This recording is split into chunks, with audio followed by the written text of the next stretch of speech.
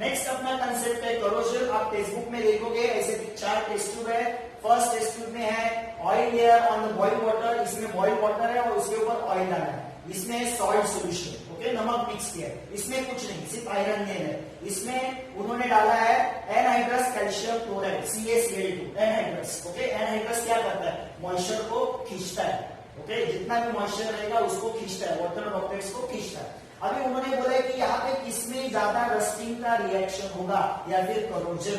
Corrosion यानी क्या, देखो आयरन रॉड रहता है, ओके, लोखंड, उसके ऊपर देखो रेडिश कलर का लेयर आता है, उसको बोलते हैं हम लोग करोजन या फिर रस्टिंग बोलते हैं। तो यहाँ पर कौन से टेस्ट ट्यूब में जल्दी करोजन होगा, तो ये देखो ये वाला जो टेस्ट ट्यूब है सॉल्ट सोल्यूशन, इसमें जल्दी करोजन होगा। In the presence of salt किसी भी मेटल का करोजन जल्दी होता है। देखो आप सी के किनारे, समुद्र के किनारे जो कंस्ट्रक्शंस रहते हैं उनका करोजन जल्दी होता है बिकॉज ऑफ सॉल्ट, ओके। यहाँ पे भी करोजन होगा मगर वो इतना ज्यादा नहीं होगा। सबसे ज्यादा करोजन यहाँ पे होगा। यहाँ पे भी इस आयरन नील का करोजन होगा, ओके, मगर वो थोड़ा धीरे होगा। यहाँ पर भी करोजन होगा, ओके, मगर वो इतना ज्यादा फास्ट नहीं होगा। क्यों फास्ट नहीं होगा, ओके, उसके पीछे रीजन है। करोजन होने के लिए 2 चीजों की जरूरत होती है, एक वाटर और दूसरा ऑक्सीजन, ओके। यहाँ पे ऑक्सीजन मिल रहा है मगर वाटर नहीं है, यानी मॉइस्चर होगा मगर वो बहुत कम होगा। यहाँ पे देखो, यहाँ पे क्या है, वाटर है मगर ऑक्सीजन नहीं मिल रहा है बाहर से। जो वाटर में डिजॉल्व है वही मिलेगा। क्यों बाहर से नहीं मिलेगा, ऊपर देखो किसका लेयर है, ऑयल का लेयर है, तो बाहर का ऑक्सीजन अंदर नहीं आएगा, आएगा फिर भी कम आएगा। तो सबसे ज्यादा जो है करोजन यहाँ पे जल्दी होगा, उसके बाद थोड़ा करोजन इधर होगा और धीमा करोजन इधर होगा। इधर करोजन होगा ही नहीं, उसके पीछे रीजन है। इस टेस्ट ट्यूब को हम लोगों ने पैक करके रखा है, यानी इसके अंदर ना पानी है ना एयर आ रहा है, और जितना भी मॉइस्चर है इस टेस्ट ट्यूब में वो सब एब्जॉर्ब कर रहा है। कौन एब्जॉर्ब कर रहा है, एनहाइड्रस कैल्शियम क्लोराइड। ना तो इस टेस्ट ट्यूब में एयर है ना मॉइस्चर है, ओके, वो सब एब्जॉर्ब कर दिया इस एनहाइड्रस कैल्शियम क्लोराइड ने, ओके। इसके वजह से इस टेस्ट ट्यूब में करोजन नहीं होगा।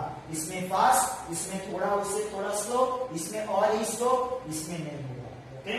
Next, a certain type of reddish color solid layer is collect on the metallic surface, उसको बोलते हैं रस्ट। आपको फिलिप्स में आता है, ओके, रस्ट क्या होता है। अब उसका फॉर्मूला है Fe2O3X H2। इस X का मीनिंग क्या है, what is the meaning of X? X यानी नंबर ऑफ वाटर मॉलिक्यूल, वो कितना भी हो सकता है, 2, 3, 1, 4, 5, 10, कितना भी हो सकता है। X यानी नंबर ऑफ वाटर मॉलिक्यूल। तो ये रस्ट का फॉर्मूला है Fe2O3, ओके। ये इसका फॉर्मूला है रस्ट का, पहले ऑक्साइड, ये रस्ट का फॉर्मूला है, एग्जाम में पूछते हैं आपको, ओके। अभी करोजन क्या है, व्हाट इज द करोजन?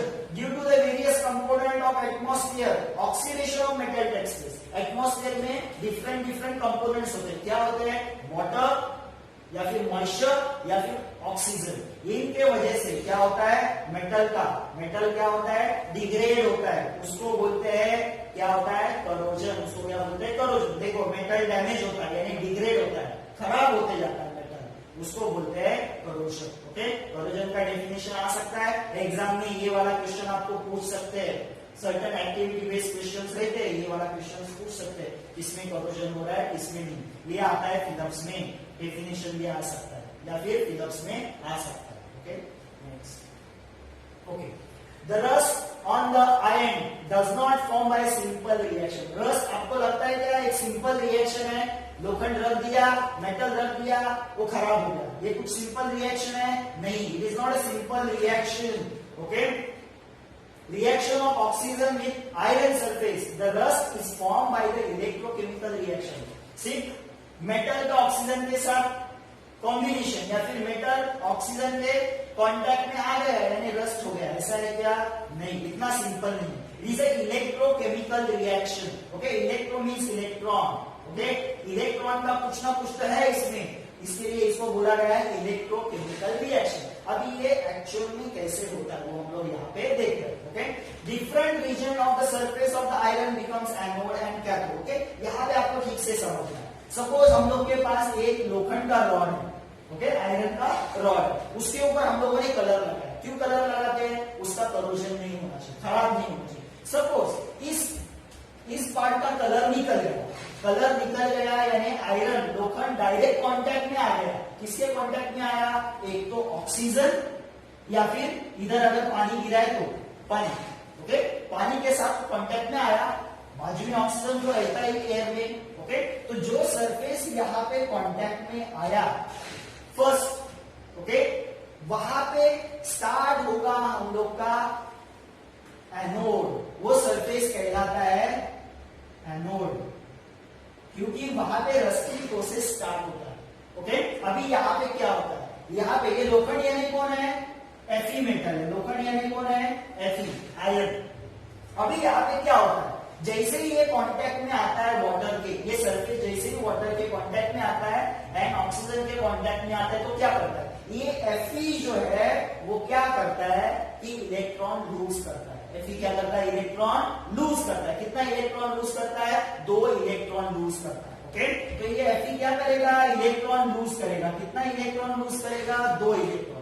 और ये 2 इलेक्ट्रॉन जाएंगे अदर पॉइंट के पास, ओके, इस रॉड के अदर पॉइंट के पास, सपोज यहाँ पे भी। तो जहां पे ये इलेक्ट्रॉन जाएंगे वो सरफेस कहलाता है कैथोड। क्या कहलाता है? Cathode, okay. ये सरफेस क्या हो गया? एनोड। वहां पे Fe ने क्या किया?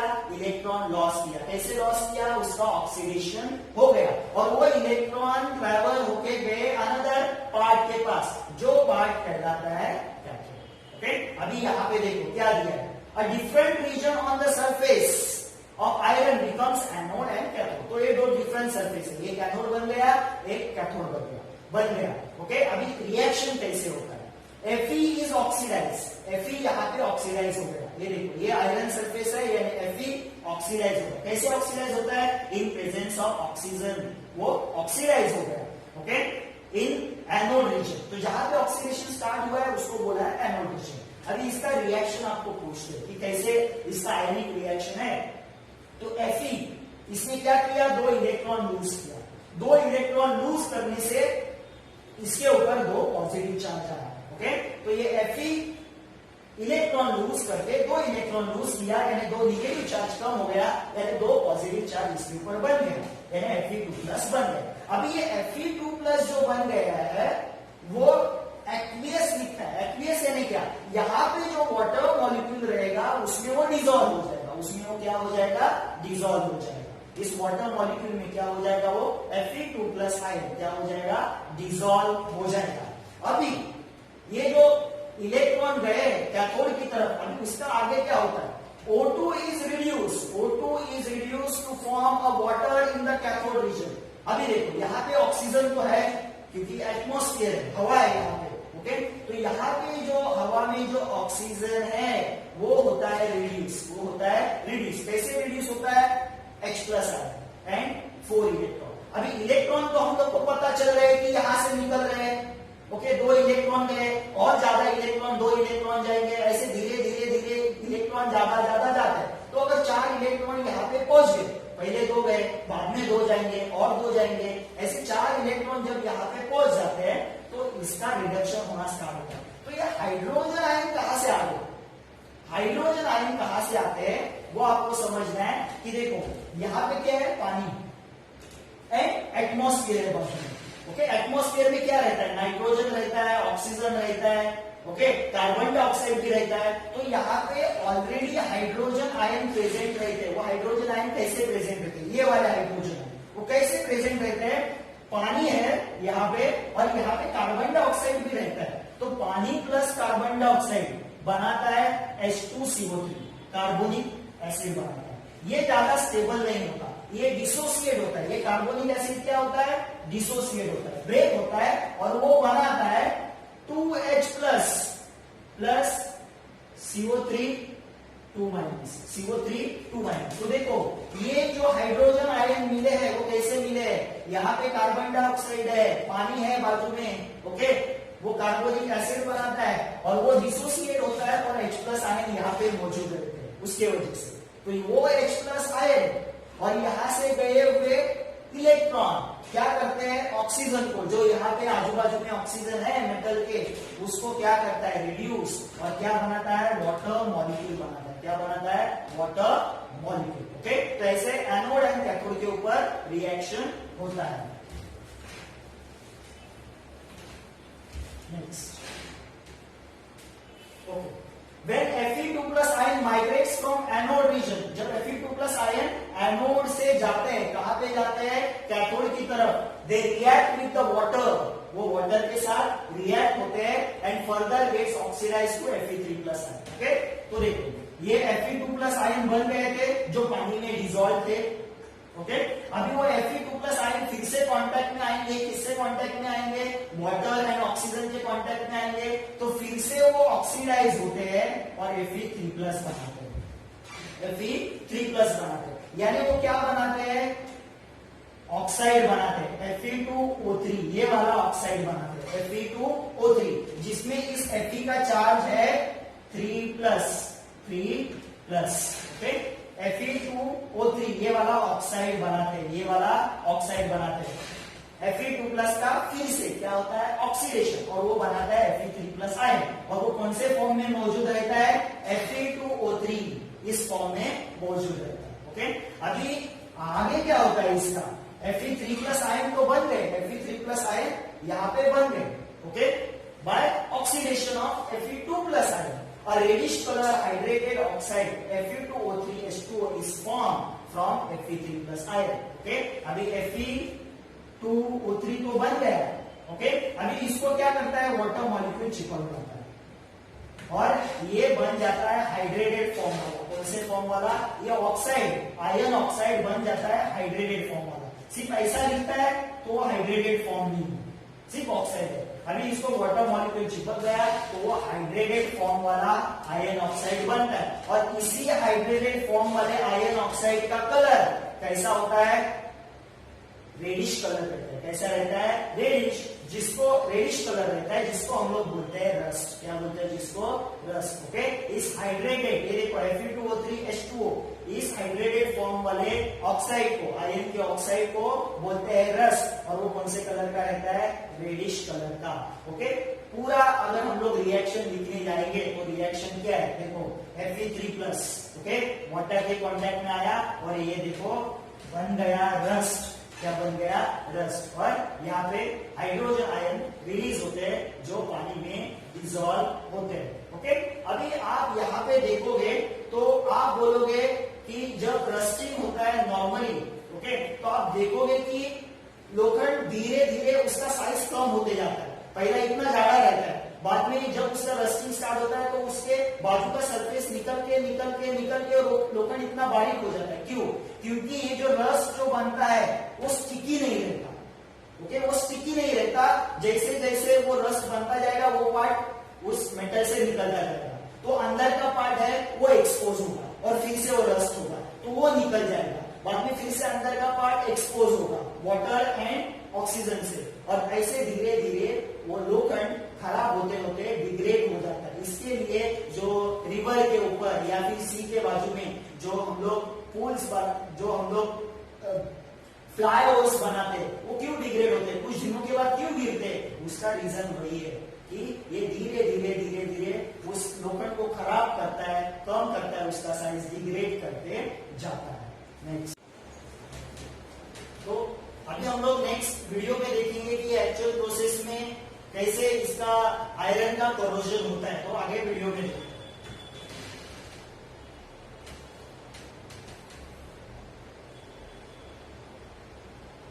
ये देखो यहाँ पे आपको दिख रहा है, ये आयरन रॉड दिख रहा है यहाँ पे, जैसे कि मैंने बोला था आयरन रॉड। ओके, अभी वो आगे अगर एक्सपोज होता है, आगे एक्सपोज होगा, किससे एक्सपोज होगा? With oxygen and water. Okay, तो यहाँ पे देखो ये एक्सपोज हो रहा है, किससे एक्सपोज हो रहा है? एयर, आजू बाजू में एयर है, ये वाटर है, तो जहां पे एक्सपोज होता है वो रीजन एक्ट होता है एनोड। ये देखो, और जैसे मैंने बोला था कि रिएक्शन होता है और यहाँ पे वो लूज कर रहा है, क्या भेज रहा है? इलेक्ट्रॉन भेज रहा है। ओके, और ये वाला जो सरफेस है वो एक्ट होगा एज अ कैथोड। ये देखो कैथोड एक्ट हो रहा है, और ये रिएक्शन हम लोगों ने यहाँ पे देखा था। ओके, तो इस तरह से ये इलेक्ट्रॉन माइग्रेट होते हैं और अदर रीजन एक्ट होता है कैथोड। ये देखो, ये Fe2 प्लस आयन डिसॉल्व हो गए पानी में और बन गए Fe3 प्लस, बाद में इसका ऑक्सीडेशन एंड ये रेडिश कलर अपीयर हो गया। ओके। नेक्स्ट हम लोग का कंसेप्ट है, छोटा कंसेप्ट है, 2 मार्क्स के लिए आता है, रेंसिडिटी। रेंसिडिटी क्या है, डेफिनेशन देखो, when we use the old left over cooking oil, अगर आपने घर पे अगर ऑयल लाया है और वो डिब्बा ऐसे ही ओपन रखा या फिर जिस कंटेनर में रखा है उस ऑयल को ऐसे ही ओपन रखा, तो वो ऑयल कांटेक्ट में आता है, it gets oxidize with the oxygen. वो ऑयल किसके कांटेक्ट में आता है, ऑक्सीजन के कांटेक्ट में आता है और उसका स्मेल बिगड़ जाता है। अब ये कैसे पता चलेगा उसका स्मेल बिगड़ा है, अगर उस ऑयल में अगर आप कुछ पकाते हो, कुछ खाना पकाते हो, तो उसका एक सर्टन बैड स्मेल आएगा उस खाने का, ओके। यानी वो ऑयल क्या हो गया, रैंसीड हो गया। क्या हो गया, rancid. When it expose with the air, air में से कौन उसको ऑक्सीडाइज करता है, oxygen, okay. The food is cook in such oil, taste also change, food का टेस्ट क्या होगा, चेंज होगा। when the oil or ghee is left aside for a long time and fried food is left aside for a long time, ऐसा नहीं है कि सिर्फ oil को हम लोगों ने खुला छोड़ दिया और बहुत महीनों बाद यूज किया, ऐसा नहीं। अगर आप लोगों ने कुछ कुक किया है, फ्राई किया है कुछ फूड और उसको आप 2 दिन के बाद खाने जा रहे हो, तो देखो उस फूड के ऊपर ऑयल लेयर रहता है, वो भी ऑक्सीडाइज होता है और उस फूड को खराब कर सकता है और खाते वक्त आपको वो अच्छा नहीं लगेगा food, okay. The rancidity in the food stuff cook in the oil और ghee is prevented by using antioxidant. अगर हम लोग फूड अगर पैक कर रहे हैं किसी भी कंटेनर में, तो वो ऑक्सीडाइज हो सकता है with the help of oxygen, तो हम लोग उसको क्या करते हैं, ठीक से पैक करते हैं और उसके अंदर एंटीऑक्सीडेंट डालते हैं। क्या डालते हैं, एंटीऑक्सीडेंट, जो ऑक्सीडेशन को रोकता है। तो हम लोग जब भी कोई भी पैकेट लेते हैं या फिर कुरकुरे का या फिर आप देखो वेफर्स का पैकेट लोगे या फिर कोई भी पैक कंटेनर में आप फूड लेते हो, तो उसके ऊपर एक्सपायरी रहता है। तो आप बोलोगे अंदर तो ऑक्सीजन होता है, फिर उसका ऑक्सीडेशन भी होता रहेगा तो फूड वो खराब होगा, नहीं, मगर जो ऑक्सीजन रहता है वो बहुत कम रहता है, ओके। वो ज्यादा फूड को ऑक्सीडाइज नहीं कर सकता, इसीलिए हर एक पैकेट के ऊपर उसका एक्सपायरी डेट लिखा रहता है। तो वो फूड प्रिजर्व रहता है क्योंकि बाहर से उसके अंदर ऑक्सीजन नहीं जाता, क्योंकि वो पैक रहता है, ओके। तो क्या लिखा है, the process of oxidation of reaction of food stuff can also be slow down by storing in a air tight container. अगर एयर टाइट कंटेनर में हम लोग फूड स्टोर करके रखते हैं तो वो लॉन्ग ड्यूरेशन के लिए उसको हम लोग खा सकते हैं। ऐसा ही खुला छोड़ दिया तो ऑक्सीजन के कांटेक्ट में आएगा और वो फूड खराब हो जाएगा, उसको बोलते हैं रेंसिडिटी। ये कंसेप्ट आपको आता है एग्जाम में 2 मार्क्स के लिए।